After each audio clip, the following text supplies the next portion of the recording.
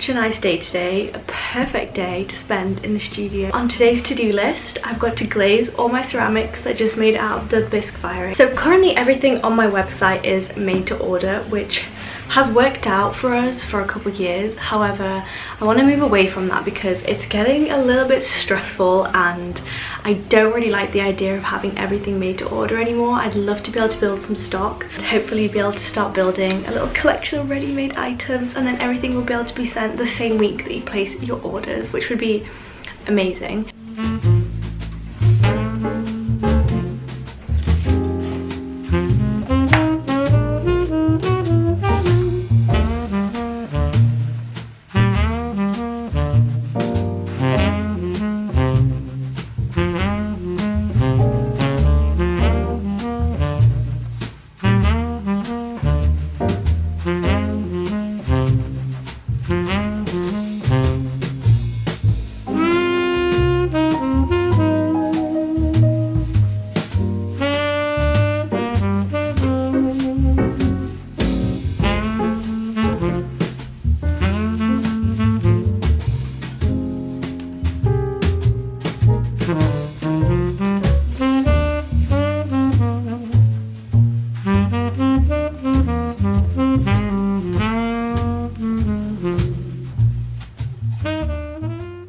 Like, why do I have such a clingy dock?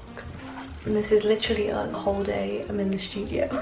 When I glaze my ceramics, I always do 2 to 3 layers, and usually it just depends on the piece. If I feel like it needs another layer, I'll just do one. I always get asked how I make my pieces so glossy, and it's not the glaze, it's not the brand, because I've tried like 5 different ones and I always get the same result. It's all about the technique. I actually did a TikTok video about it. I'll see if I can link it down below so you can have a look. It's the same with underglaze. I think that's my most asked question, is what underglaze brands do I use?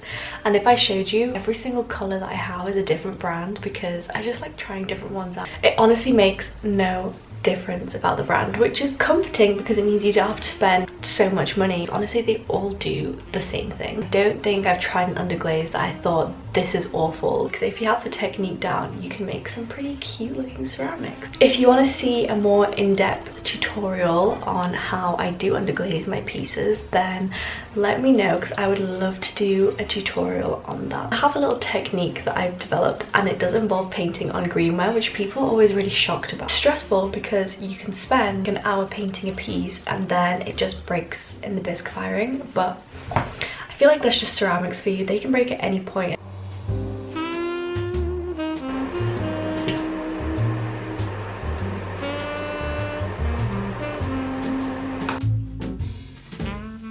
Everything has been glazed and is ready to go in the kiln, and my friend literally just messaged me going, do you want to go to the gym and get a matcha? That's what I'm going to do after I've lighted the kiln.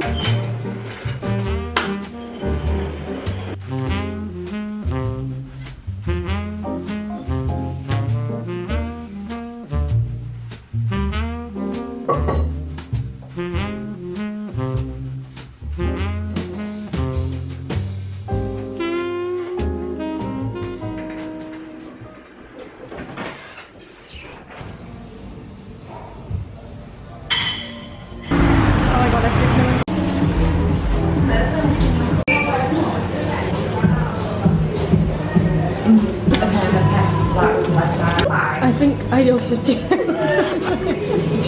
Okay. I've never tried a ride.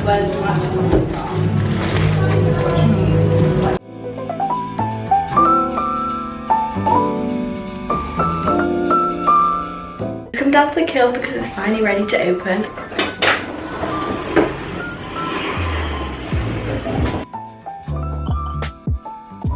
My camera literally died just before I unloaded everything, which is so annoying. So I'm filming on the phone. Hopefully the quality isn't too different. The haul was phenomenal. So good. So much better than I expected. So the bowls turned out absolutely beautifully. The red is incredibly vibrant. I actually got a new red. It's called Cherry Red. I was using a fire engine red before, and I feel like this is a lot more vibrant. And of course, the spotty Phalaenopsis orchids. So gorgeous. I think this might be one of my best firings yet. Is it too early to say that? Then there's this iris ball, which I used to do ages ago, and I've just recently brought it back. And I just love it. It turned out really, really well.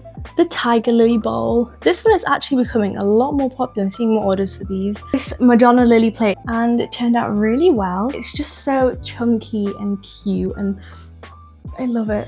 And lastly, some matcha balls. Oh my god, I just broke one. Oh my god, that's so sad. It didn't even break in like a fixable way. Like, that's just fully unusable.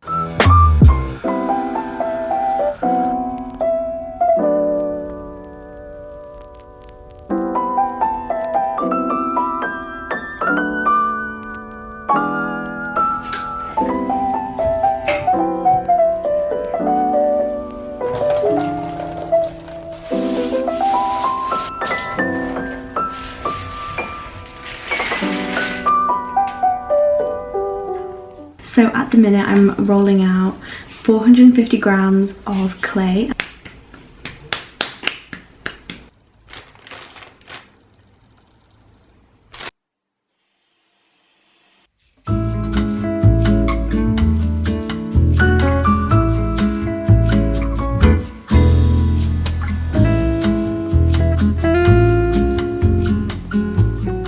I've been wanting a film camera for the longest time, and I recently just bought this one, but I have no idea how to use it. I don't know a single thing about film cameras. So what we're going to do today is we're going to go to the camera shop. It came with like this case, which is quite cute, very antique, vintage.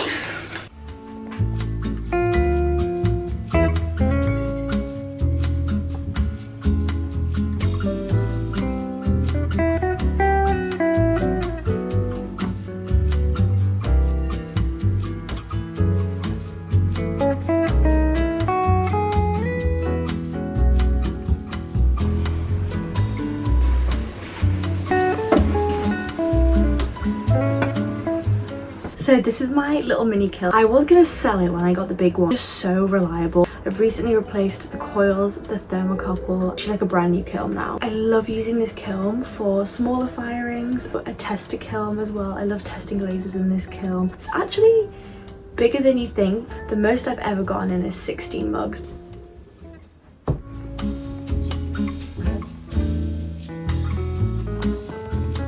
Turn the camera on, so pull it up again. It springs open. Pop it in, best way to remember it. So we've just finished at the camera shop. Initially we thought it might not work at all, and we were going to do a part exchange for another camera. However, he fixed it and he realised that the issue was there was some battery acid that had leaked, and it had basically caused some rusting. He just did like a whole demonstration of how to use it, and I filmed it so I don't forget, and I tried it myself when I put the film in that we got. So I got some Kodak Gold and I got some Kodak Ultra Max or something. I don't know if that's the right name, but basically one is more warmer toned film and the other one's like a bluey toned film.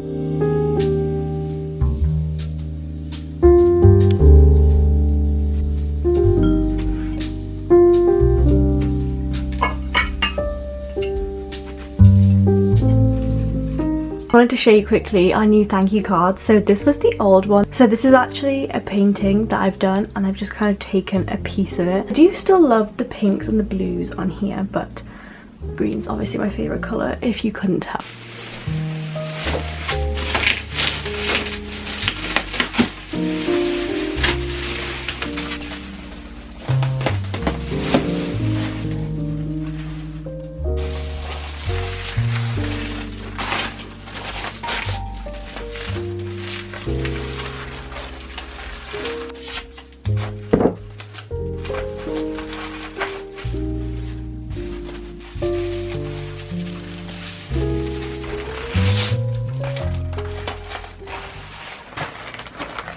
Okay, so now that the ugly protective layers are on, so the bubble wrap and then the honeycomb packaging, I can start making them look pretty.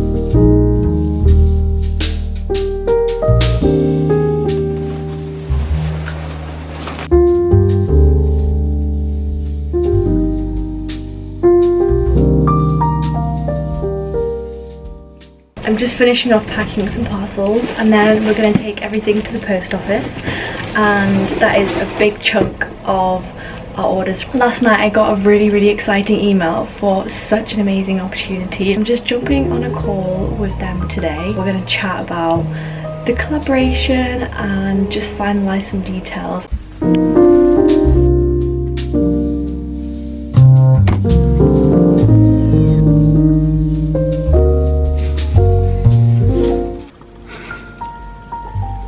You could have a little bit.